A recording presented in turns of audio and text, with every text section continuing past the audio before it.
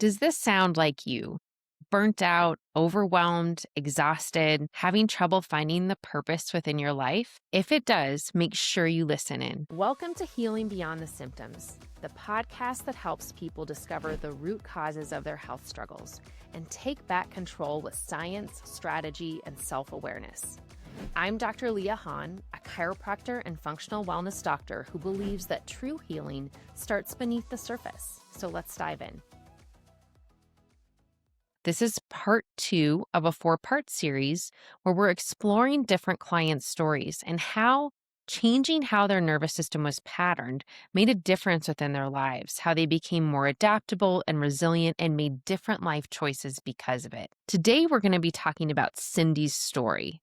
And I love working with Cindy. She's such a joy when she comes into the office and she brings in so much light. But I remember when she first started her process with network care, she was feeling really overwhelmed. But she felt like if I go back a little bit, she had done some network care in the past. She had explored network care in the past years ago. And she found our office and just felt this calling, like something in her, just she needed to come into our office. And I mean, that her story, just as it has unfolded, has been incredible. So tell us about that, where she started. I think the biggest thing that I remember with Cindy is when she first came in, she's always been fairly full of energy. She's one of those personalities that comes with a lot of energy, a lot of outgoingness, a lot of connection. She changes like the room in a positive way.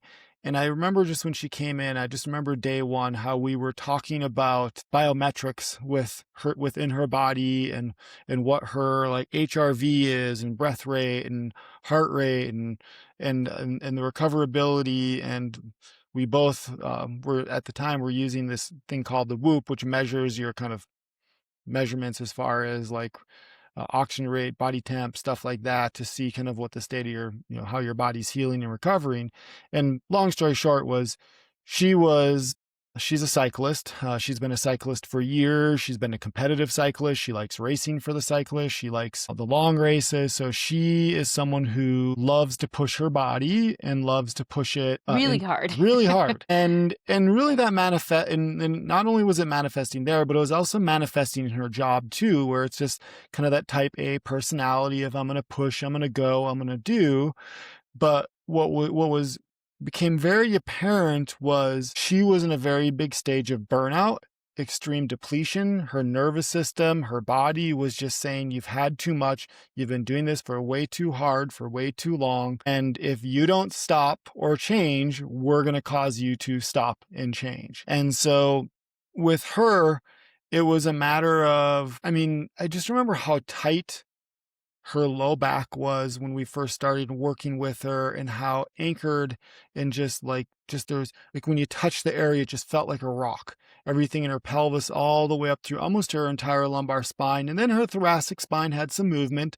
And then her upper back, which is kind of the classic cyclist where they're hunched over the bike, there was a lot of tension in that upper back.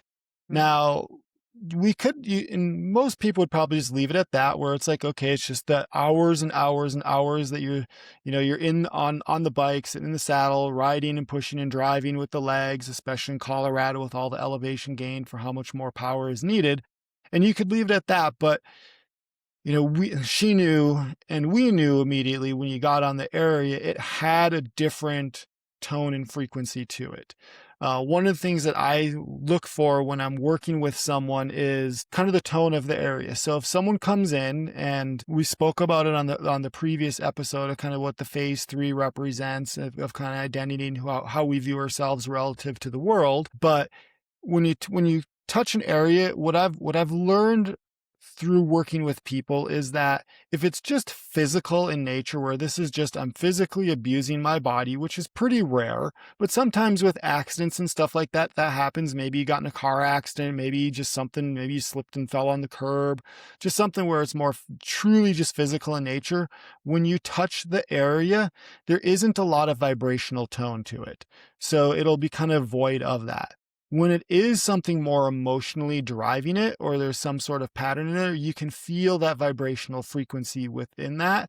And then the third one that we look at is a chemical tone, and you can feel like puffiness, inflammation, stuff like that to see if there's something else going on. But in Cindy's case, what we noticed is there was just so much bound tension, it had so much like just really, really, really high vibrational frequency to it.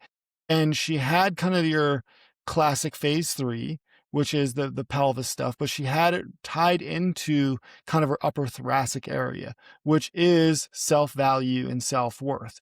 So what you see in those individuals is for them to feel good enough about who they are and what they represent, they have to overwork, they have to overpush, they have to overdo, because otherwise they just don't feel like they're enough. That's how they're experiencing either love within themselves or to be able to feel like they're good enough. Well, and as I got to know her, one of the things that she revealed was that her mother, I believe, had been a model. And so she grew up in this household where she never felt like she was never pretty enough or good enough to be a model. And so it was this kind of always feeling like her self-worth was suffering. Her value for herself was really suffering throughout her childhood. And she grew up that way and then became the cyclist and overworked and, I mean, accomplished a lot of amazing things, but maybe not in a way that really valued or like really represented who she actually was. What I remember with her is it was less like it didn't, because she was very specific with the value of her work and what she was doing, but it was the quantity that she was Hmm. choosing to put onto her load, on her shoulders of how much more can I do? How much more can I like push and go? And what I'll commonly see in these individuals is it's a way for them to try to disconnect from the other stress that's within their life, whether that is growing up and I'm not good enough, or growing up and it's like, and unfortunately, like every aging athlete goes through this, where it's like at some stage you're just not as good as you once were. Your Hmm. body doesn't recover the same way, it doesn't heal as fast.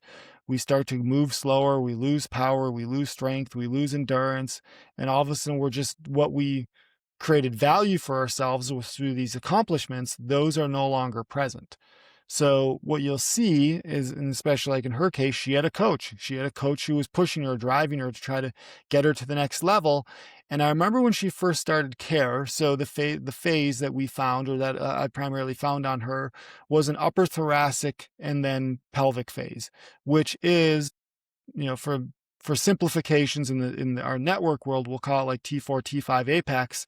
But what that really means is it's kind of the heart isolated, so it's connected in with the heart. That's where that mid thoracic vertebrae, and along with the pelvis, it's like who I am is not good enough. My self value and self worth for who I am isn't enough. And as that pattern started to change, she completely started to ignore her coach's stuff, which was, you need to push this and you need to do this periodization cycle. And she started to learn to listen to her body to say, this doesn't feel right. I understand what it says on paper, but this doesn't feel right for me. So she started to listen to that. She started to take some steps back. She actually took a lot of steps back to really start to really tap into heal. And that's when her body finally started to heal, because she was in such a depletion that she needed that much more rest, and rest was what was ultimately going to help her to get to that next level. But not only rest, but the healing from everything else that she was storing within. Well, and what happened through that is in the last several months, she's actually noticed that her metrics are just as good as they used to be, Better. better, but she actually rests now. So Mhm. she's actually learned to kind of find that sweet spot of she's still performing really well as an athlete, but also has that self-awareness to know I need to rest today, or today's a day where I can really push it, or I'm going to take this weekend off, or whatever it is. But she's doing just as well, if not better, but able to actually listen to her body's needs, which I love. Yep. That makes such a difference in terms of someone's level of well-being. So she's training less. Mhm. She's training more congruently with who Mhm. she is, because she learned to listen to that. And with that, then her power output, her biometrics, all of those were better than where they were previously. So she's Yeah. been able to make that improvement. And on top of that, within her work life balance, not just kind of the sport life balance. But work, she's also been able to recognize that where she was doing that within work too, where it's like a taking on too many clients, taking on too much load, and realizing the excess demand that that was placing on her. So therefore, she could say, okay, this was too much. I can't do this again. This isn't aligned with what my values are and what I'm trying to create for myself. Looking at her future of who she is and what she wants to represent. So when we talk about kind of that phase 3 and how the flip of that is knowing who we are, when Mhm. you look at, in Cindy's case, the flip side of is recognizing, here's my value structure, here's the things that I'm choosing to bring into my life because I value who I am, I value my time, and it's not me just filling it up with everything I possibly can so I can feel good enough. I already know that who I am is more than good enough. I can just bring that in and then I can basically be who I'm supposed to be and then actually help and pick and choose the individuals that she wants to be able to Mhm. help. And that's, again, what adaptability and resiliency looks like in the nervous system. So, as she advanced through different levels of care and she continues to advance in terms of what in network we look at as like organizational, reorganizational strategies, her system and her self awareness have become that much more efficient. And with that comes healing changes. So, as if you're really aware of your healing process, you can use that nervous system healing to become so much more in touch with who you are, what you need, what your boundaries are. And in Cindy's case, it made such a world of difference in terms of her quality of life and her healing and life enjoyment, all of it.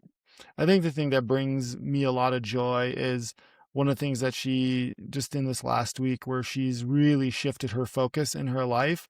Rather than doing these long power endurance races to see how hard she can push and go, she's actually exploring this world called bike packing, which is you're getting out in nature, you're putting these packs on your bike and you're riding and camping and you're going to different destinations, and it's all just man powered in that sense where it's just personal like growth and push and reconnecting into who she is, tapping into nature, regrounding Mm. and refinding and defining herself. So all of the training that she's done can be utilized as a way for her to tap into who she really is, and recognizing this is what I want within my life. Of why am I actually biking? Like, what does biking actually do for me?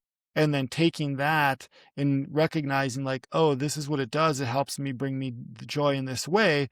But now I can use it as a way to connect back into nature and back into who she is. So, therefore, moving forward, it's in a sustainable place, not just competition against other individuals. Love it. So, while Cindy's story is unique, it's like so many other clients that we work with in terms of becoming, kind of progressing through levels of wellness, becoming more adaptable, becoming more resilient, allowing the nervous system to be repatterned and reorganized. This is part 2 of a 4-part series where we will be talking with Dr. Scott about different client stories and their progression and their healing through network care.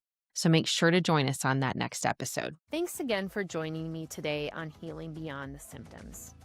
If you've been curious about Network Spinal, or if you've tried everything else and still feel stuck, I want you to know this. Your body is not broken. It's patterned, and those patterns can change. If you're ready to experience how gentle care can lead to profound transformation, I'd love to invite you to book a wellness consultation at bodyandbalancechiropractic.com. Together, we'll look at what your body needs to finally release, reset, and thrive. Until next time, breathe deep, trust your body, and remember, gentle can be powerful.